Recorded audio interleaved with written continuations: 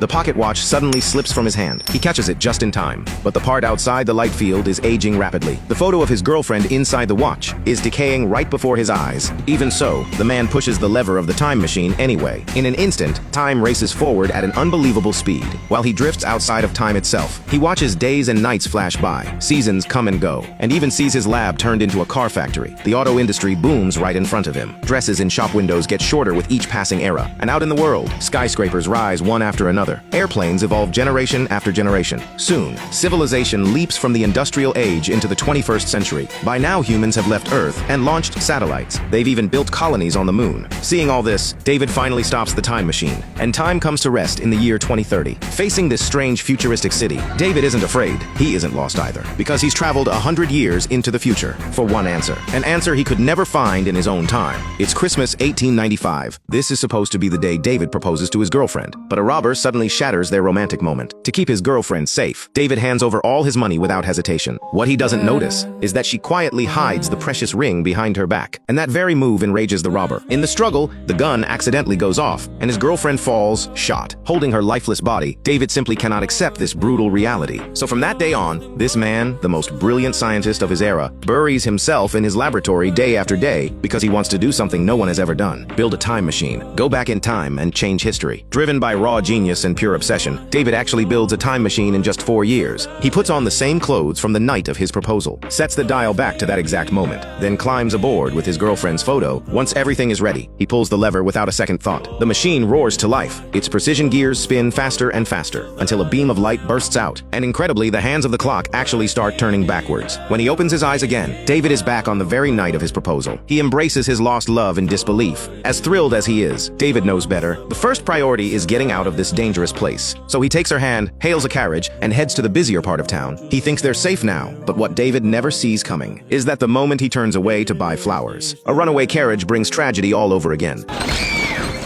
But what truly crushes him is discovering that no matter how many times he goes back, his girlfriend always dies in some different accident. That's when David finally realizes he simply cannot change history. Still, he refuses to give up. If going to the past can't save her, then he'll go to the future and find a way to change history there. So David climbs back into the time machine. But unlike traveling to the past, this time protected by the machine's force field, he becomes a silent observer, watching civilization transform at breakneck speed until he finally stops in the year 2030. Searching for knowledge about time travel, David visits a museum a century ahead of his time. There, he meets the museum's AI assistant, and to David's absolute delight, the AI's database is connected to all the data on Earth, which means it holds every piece of knowledge since the dawn of humanity. Time travel? Yes.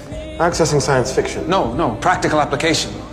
My question is, why can't one change the past? Because one cannot travel into the past. The AI's words hit David like a bucket of cold water. No matter how he asks, the AI's database holds absolutely nothing about time travel. David figures this era's technology just isn't advanced enough, so he gets back in the time machine, ready to jump another 100 years ahead. But right then, a violent shaking hits, forcing David to shut down the machine. Time stops at the year 2037, and the scene before him leaves David completely stunned. The once thriving futuristic city has become a wasteland of ruins in just 7 years. At that very moment, a few patrolling officers spot David lingering there and move to arrest him on the spot. Confused, David is about to break free when he suddenly notices something jaw-dropping overhead. That's impossible. What happened? What, you've been living under a rock? Yes, I've been living under a rock. Now tell me.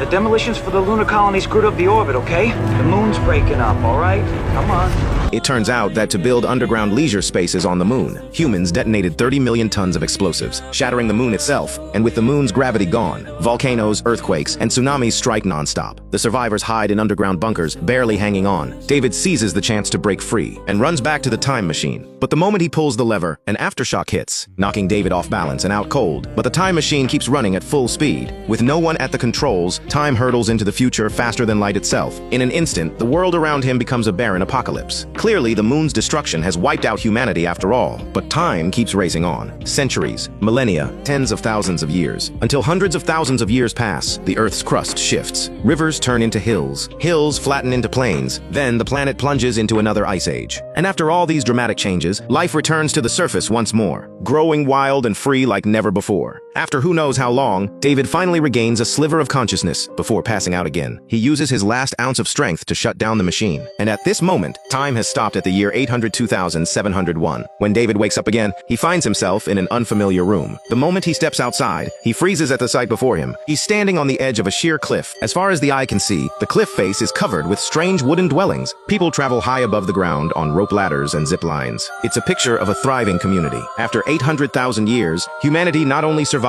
but rebuilt itself into a tribal civilization. At that moment, a tribal boy notices that David is awake, and soon all the villagers nearby gather around. But with a language barrier, David can't understand a word they're saying. Stranger still, a woman who calls herself Mara actually understands him. She's the one who rescued David and brought him to the tribe. Tell me quick and tell me the truth. Where do you come from?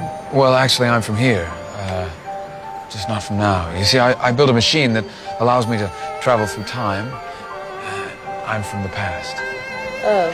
But his mind-blowing story is clearly too much for them to accept. So through Mara's translation, David becomes some poor guy banished from another tribe, who fell off the cliff while squatting to do his business. That instantly puts the villagers' suspicions to rest. When night falls, the cliff dwellings light up like 1,000 lanterns. Staying at Mara's home, David can't help but look up at the sky. The shattered moon still hangs among the stars, and against the glittering night sky, it holds a strange, haunting beauty. It makes David marvel at Earth's incredible power to heal itself. The next day, Mara takes David to some ruins from 800,000 years ago. Her English comes from a wise one who lives inside, but David recognizes the building instantly. This is the museum from the year 2030. Then Mara shows him the tribe's farm, where people harness wind power for their work and production. On the surface, it's a busy, peaceful scene. But right then, a strange sound, like a beast's roar, echoes nearby. David rushes over to investigate, but terrifying figures are already emerging from the jungle. The villagers know exactly how dangerous these creatures are, and flee in terror, because humans aren't the only survivors on Earth after 800,000 years. A terrifying predatory species has also evolved through some unknown mutation. He scrambles to his feet and flees with the crowd. But then more monsters burst up from underground, cutting off their escape. With nowhere to run, the people are forced back into the jungle. The monsters toy with the villagers like prey. But here's the eerie part. They don't grab just anyone. Instead, dedicated scouts fire blow darts. These black darts carry no poison. They're more like tracking markers. Everyone who gets marked is tied up by stronger worker creatures and dragged into the quicksand. Then a horn sounds, and the hunting game abruptly, eerily ends. David can only watch helplessly as a monster drags Mara into the quicksand. Afterward, David furiously demands to know why the men of the tribe don't fight back. But the young tribal chief has grown numb to it all. He even sees it as the natural order, because these people are like livestock, harvested by the underground monsters every 7 days. They lost the courage to resist long ago. But David refuses to abandon Mara, the woman who saved his life. So after his relentless questioning, the tribal boy finally leads David to the ancient ruins, the library from the year 2030. He says the wise one inside will tell him the whole truth. And to David's surprise, this so-called wise one is an old friend from 800,000 years ago. Isn't this the library's AI assistant? And seeing David leaves the AI even more shocked, terrified even. I even remember you. Time travel. Practical application. Powered by nuclear energy, the AI has survived all 800,000 years. Through those endless ages, his emotional and cognitive modules seem to have evolved too, gaining a wisdom beyond any ordinary AI. He tells David that humanity has split into 2 branches. One is the tribal people on the surface. The other lives deep underground. Following the AI's directions, David quickly finds the entrance to the underground lair. He sends the boy to convince the tribal men to come as backup, while David carefully ventures into the lair alone. But what he discovers next is beyond belief. These seemingly savage underground creatures actually run a complete industrial system. The dark depths are filled with steel structures. Every one of them works methodically producing steel. Their civilization has clearly surpassed the surface tribes. David soon finds Mara's belongings in a corner. But when he looks up, he's horrified to see processing tools hanging everywhere. In his panic, David accidentally hits some kind of switch.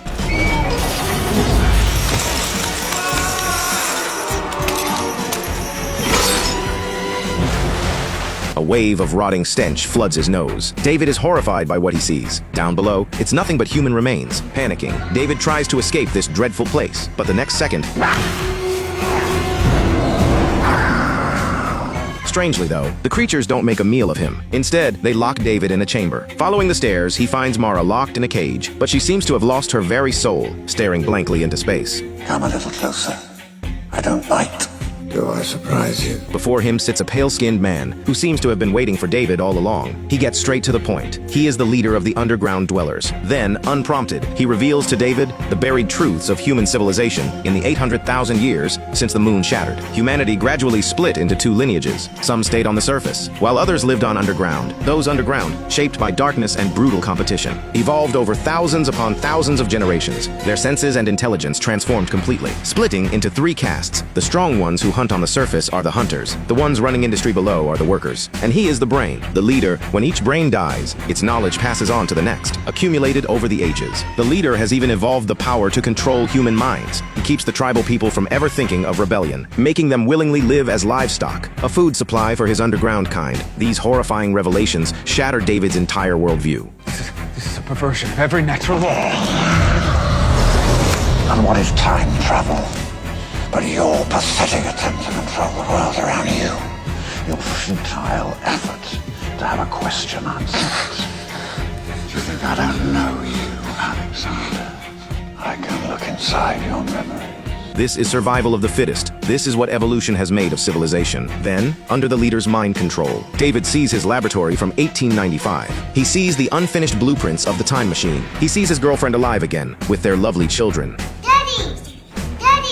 He slowly sets down the blueprints and walks toward this beautiful, blissful vision. You built your time machine because of Emma's death. She had lived, but never have existed. So how could you use your machine to go back to save her? You are the inescapable result of your tragedy, just as I am the inescapable. The leader's words completely shattered David's resolve, because this is the classic time paradox. Everything David did to save his girlfriend was doomed from the start. He's only been lying to himself all along. Then the leader actually returns the time machine to David, because he and David are the same, just pitiful souls defeated by fate. David sits numbly in the time machine. Then suddenly he yanks the leader inside with him, determined to take him away from this era. Because he's had a revelation. If the past cannot be undone, then he'll change humanity's tragic future instead. But David is no match for the leader. A hand clamps around his throat, forcing his head toward the rapidly spinning gears. In desperation, David smashes the machine's pressure gauge. A blast of heat erupts at the leader, leaving his body dangling in midair. David slams the machine into full throttle. In an instant, the leader, caught outside the light field, begins to decay. In just a few seconds, the leader is reduced to dust. David steers the machine back and rescues Mara from her cage. Then he takes the pocket watch, the symbol of his obsession, and jams it into the machine's gears. As the time machine erupts in blinding light, the two race for the exit, and with the leader gone, the arriving tribesmen break free from his mind control. Their courage returns. They arrive just in time and pull the two out of the cave. Meanwhile, the malfunctioning time machine finally pushes past its limit.